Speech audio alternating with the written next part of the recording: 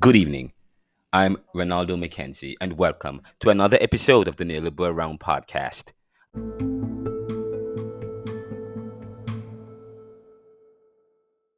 Tonight, we bring you a special report on the Wagner Group, a private military company that has been making headlines for its footprints and influence around the world. In an astonishing turn of events, the group's leader, Yevgeny Prigozhin, declared an all out war on the Russian state, throwing Vladimir Putin's government and Ukraine war effort into crisis mode. But the Wagner Group's activities extend far beyond Ukraine and Russia.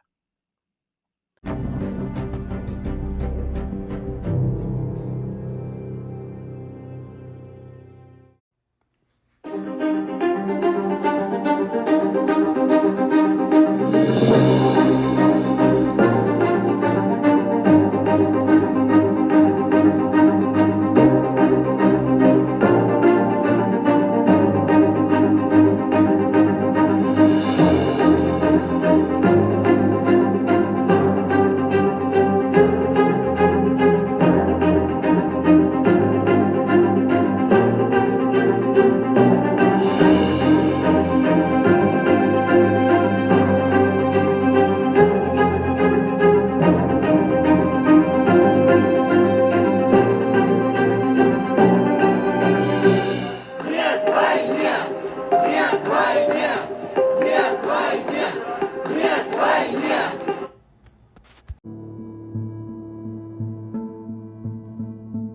According to the Sofan Center, the Wagner Group has been militarily or politically active in numerous countries, with a particular focus on Africa.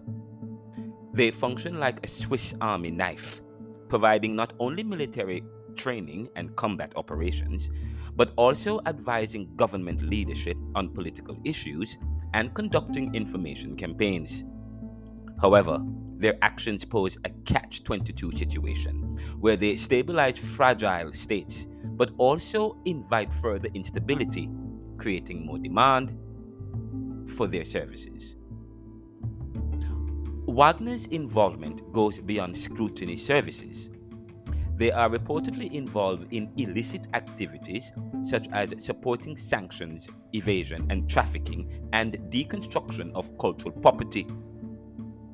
In Africa, Wagner has become an extension of Moscow's foreign policy and influence, displacing Western presence and discrediting counterterrorism partners and peacekeeping missions. Their brutality and support for predatory governments could exacerbate conditions exploited by violent extremist groups. The future of the Wagner Group remains uncertain after the mutiny and negotiations mediated by Belarus. Their legacy, however, has already entrenched the use of private military companies by Russia, proving successful in various ways. With their ability to raise funds, deploy effectively, and evade sanctions, Russia is likely to continue expanding the use of such companies. But how did this mutiny unfold? And what does it mean for Russia and the international community?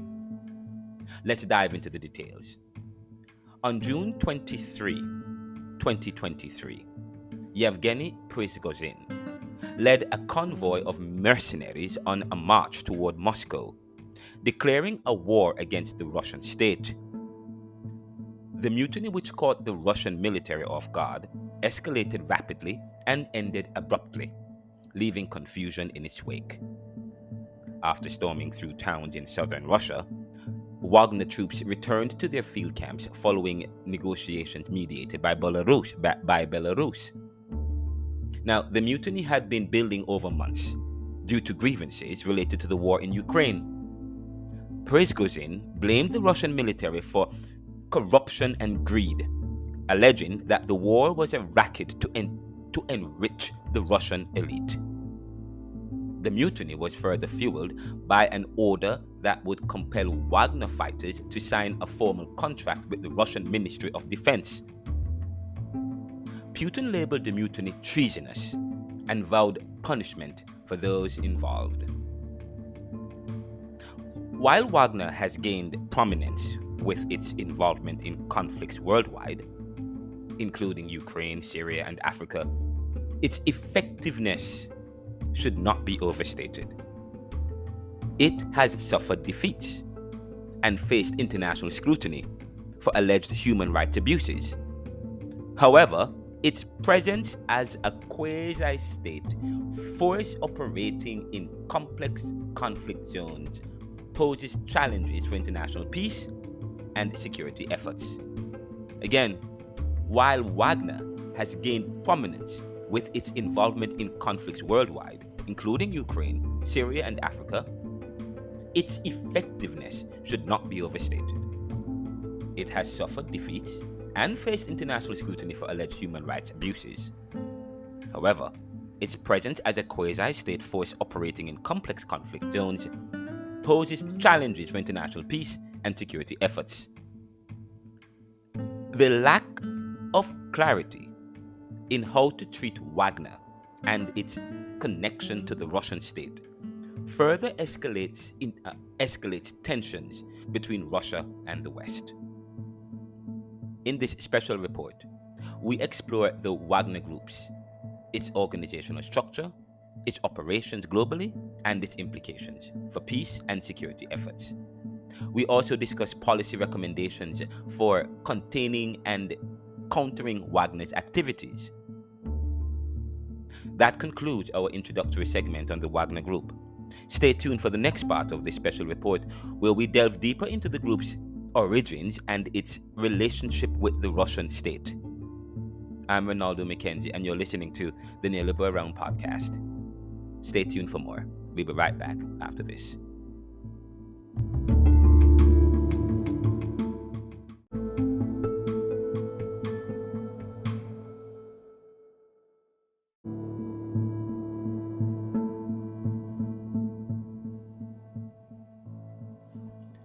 Welcome back to the episode. In this segment of our special report on the Wagner Group, we will delve deeper into the group's origins and its relationship with the Russian state. The Wagner Group, sometimes referred to as the Wagner PMC, which PMC stands for Private Military Company, was founded by Yevgeny Prigozhin, a Russian businessman with close ties to the Russian government.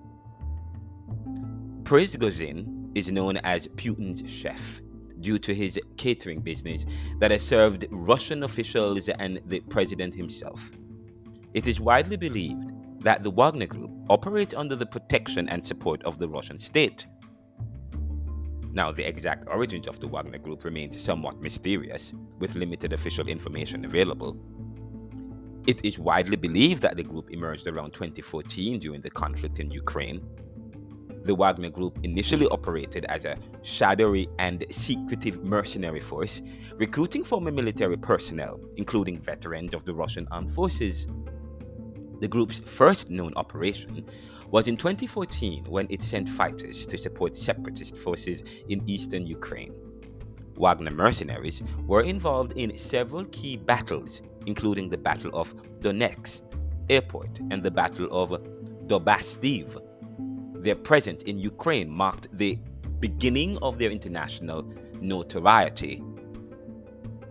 Since then, the Wagner Group has expanded its operations to various conflict zones, including Syria, Libya, Sudan, and the Central African Republic. They provide military training, combat support, and security services to their clients, often supporting governments or factions aligned with Russian interests. Wagner has been accused of fighting alongside pro-Assad forces in Syria, assisting Libyan warlord Khalifa Haftar, and supporting the government in Sudan. The relationship between the Wagner Group and the Russian state is a topic of debate and speculation. While the Russian government officially denies any direct connection to Wagner,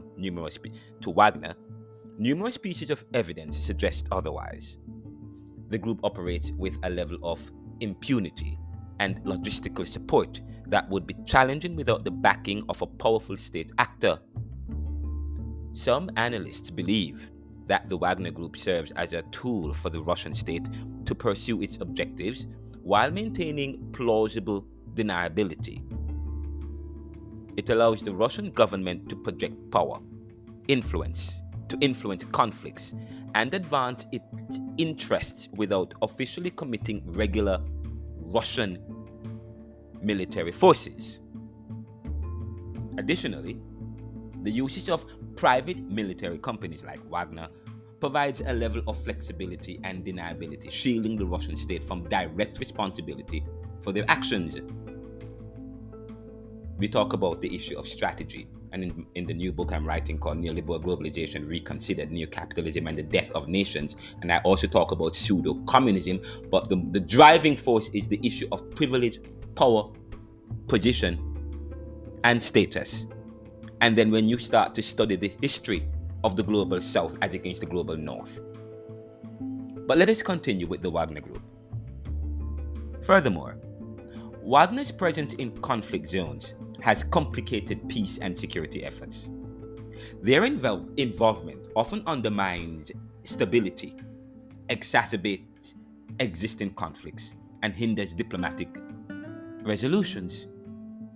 The group's connections to predatory governments and their involvement in illicit activities further complicates the situation, creating a vicious cycle of instability and violence. As the Wagner Group continues to operate and expand its reach, the international community faces the challenge of effectively countering their activities. Developing strategies to address the influence and impact of private military companies like Wagner is crucial for maintaining peace and security globally. Now, this includes diplomatic efforts, increased transparency, accountability mechanisms, and collaboration among states to regulate and monitor the activities of such groups. This concludes this segment of the origins of the Wagner Group and its relationship with the Russian state. In the next part of our special report, we will delve into the group's operations and implications in Africa. Stay tuned for more insights and analysis. I'm Renaldo McKenzie. You're listening to the Neoliberal Realm podcast. We'll be right back after this.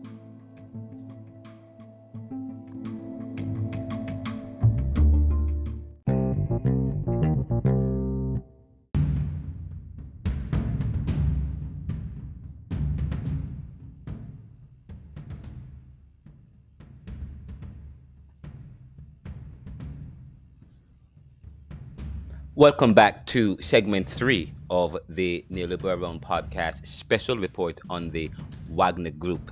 In this segment, we will explore the Wagner Group's operations and implications in Africa. The Wagner Group's expansion into Africa has raised significant concerns among regional and international actors. The group's involvement in various African countries has further complicated existing conflicts and posed challenges to peace and stability in the region. One notable country where the Wagner Group has been active is the Central African Republic, CAR, and in 2018, the CAR government signed a bilateral security agreement with Russia, paving the way for the deployment of Wagner mercenaries to support government forces against rebel groups. Wagner's presence in the CAR has drawn criticism due to allegations of human rights abuses and exacerbating the conflict dynamics. In Libya, the Wagner Group has been accused of providing military support to General Khalifa Haftar's Libya National Army, the LNA, in their fight against the internationally recognized Government of National Accord, the GNA. This has intensified the conflict in the country and contributed to its protracted nature.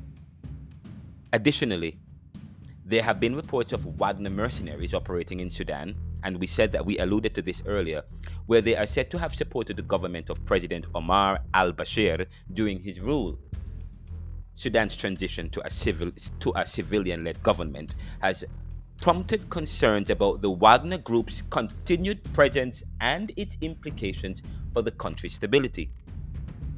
Now, the expansion of the Wagner Group's operations in Africa is closely tied to Russia's strategic interest on the continent. Russia, under President Vladimir Putin, has been seeking to increase its influence and presence in Africa, both for economic and geopolitical reasons. African countries provide opportunities for resource extraction, access to markets, and potential military bases. The Wagner Group's activities in Africa are often intertwined with Russian state-backed initiatives and investments. For example, in countries like Sudan and the CAR, Russian companies have secured lucrative mining contracts, and the presence of Wagner mercenaries serves to protect these economic interests. The implications of the Wagner Group's operations in Africa extend beyond the immediate conflict zones. Their activities can undermine efforts for peace, exacerbate regional tensions, and complicate diplomatic resolutions. The involvement of private military companies like Wagner blurs the lines between state and non-state actors, making it challenging to hold accountable those responsible for human rights violations and other unlawful actions. Now, addressing the Wagner Group's operations in Africa requires a comprehensive approach. Regional organizations such as the African Union can play a crucial role in coordinating efforts to mitigate the impact of private military companies and promote peaceful resolutions to conflicts. The international community should also support its transparency initiatives and investigations into the group's activities, holding both the Wagner Group and their sponsors accountable for any violations of international law. As we conclude this segment on the Wagner Group's operations in Africa, it is clear that their presence raises complex challenges for peace and stability on the continent. Understanding and addressing the implications of private military companies like Wagner is crucial for ensuring the well-being of African nations and advancing peace-building efforts. Stay tuned for our final segment, where we will discuss potential strategies to address the Wagner Group's activities globally.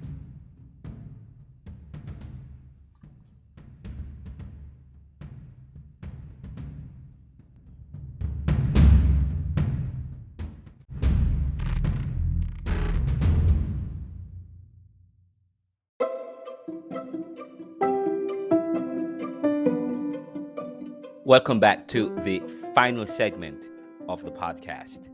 And in this final segment, we will explore potential challenges to address or potential strategies to address the activities of the Wagner Group on a global scale. Again, in this final segment, we will explore potential strategies to address the activities of the Wagner Group on a global scale. 1.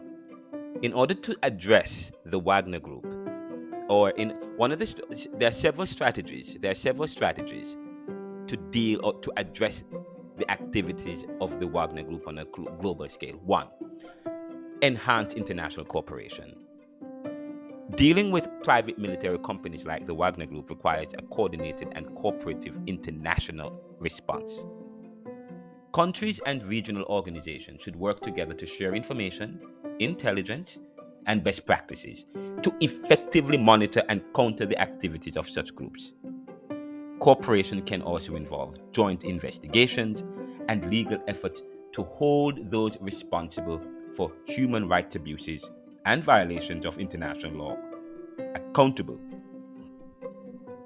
Secondly, strengthening international legal frameworks.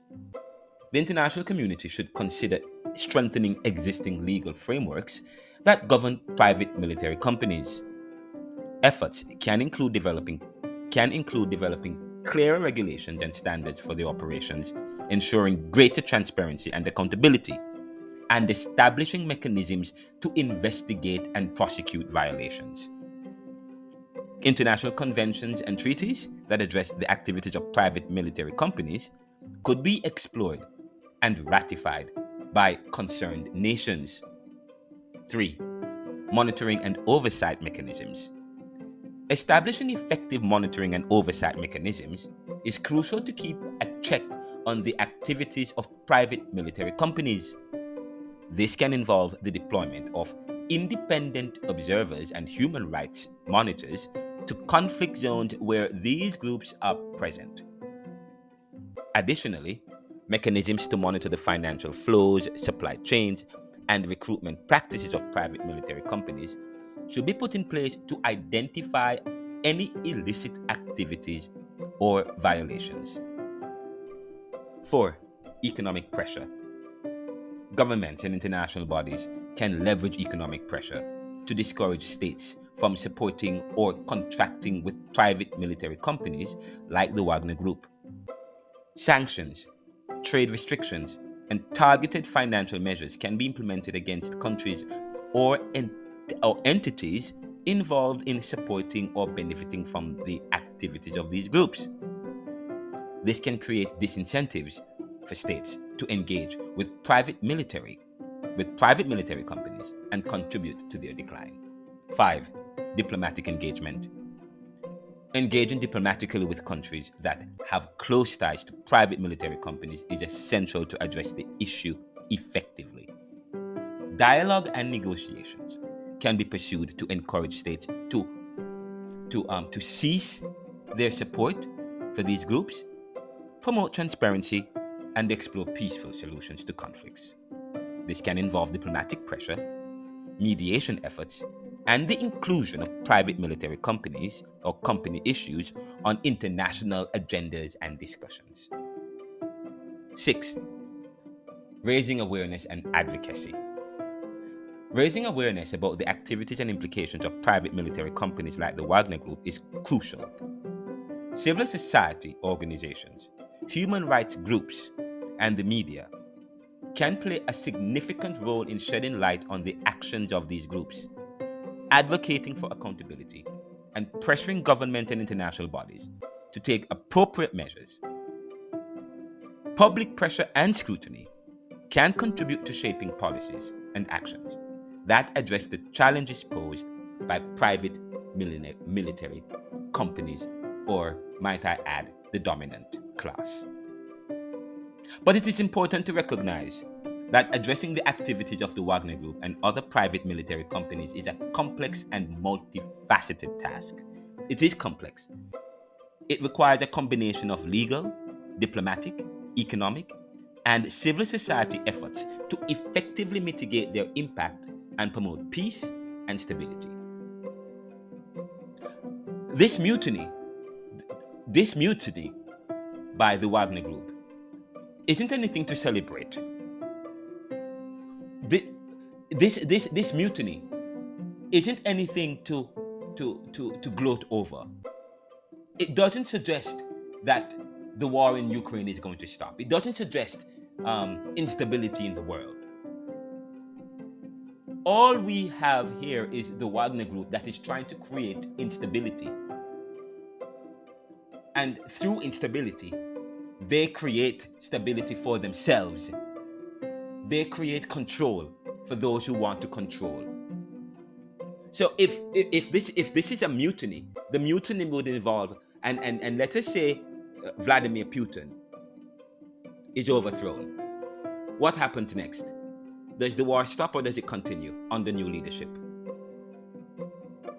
As we conclude this episode of the Neoliberal Realm podcast, we hope that our discussion and our presentation here has shed light on the Wagner Group's activities and provided insight into potential strategies for addressing their operations globally. Thank you for joining us. And I just also want to thank the folks at Statista.com who continue to provide us with information, data, news that makes us a cut above the rest. We have at our disposal data, resources, and information that is global and worldwide, well researched, and we really want to give a shout out to especially a shout out to Martin Armstrong, a data journalist. And you can reach out to Martin Armstrong by going to martin.armstrong@statista.com. And Statista.com actually have a report out. It's entitled Russia, the Wagner Group's Global Footprint. We also want to recognize the work of the SOFAN Group, the SOFAN Center, And the Sofan Center, TSC, is an independent non-profit organization offering research, analysis, and strategic dialogue on foreign policy challenges with a particular focus on global scrutiny, conflict prevention and resolution, and the rule of law. Their work is underpinned by an emphasis on prevention, mitigation, and the recognition that human rights and human security perspectives are critical to credible, effective, and sustainable solutions. As a bipartisan organization, the Sofan Center fills a niche role by producing objective and innovative analysis and recommendations that shape strategic policy and dialogue and equip government, international organizations, the private sector, and civil society to act effectively. And we have taken the challenge by the Sofan Group to promote dialogue and awareness as it relates to the Wagner Group and issues of instability, issues of monopoly and control, issues of global instability and violence, as we work together to serve the world today to make tomorrow, serve the world today to solve tomorrow's challenges by making popular what was the monopoly.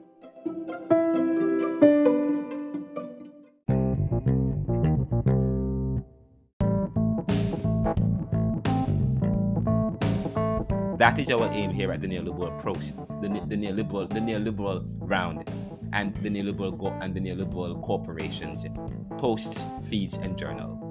We are all about serving the world today to solve tomorrow's challenges. Please access our free services, our news, subscribe, and donate to the show by going to anchor.fm/theneoliberal/support. We do need your support. And please get a copy of my book, Neoliberalism, Globalization, Income Inequality, Poverty, and Resistance, that's available right here at the Neoliberal bookstore and anywhere in the world. Barnes & Noble, Amazon, Target, Walmart, in all platforms. Thank you for listening. And visit us at renaldocmckenzie.com. Walk good.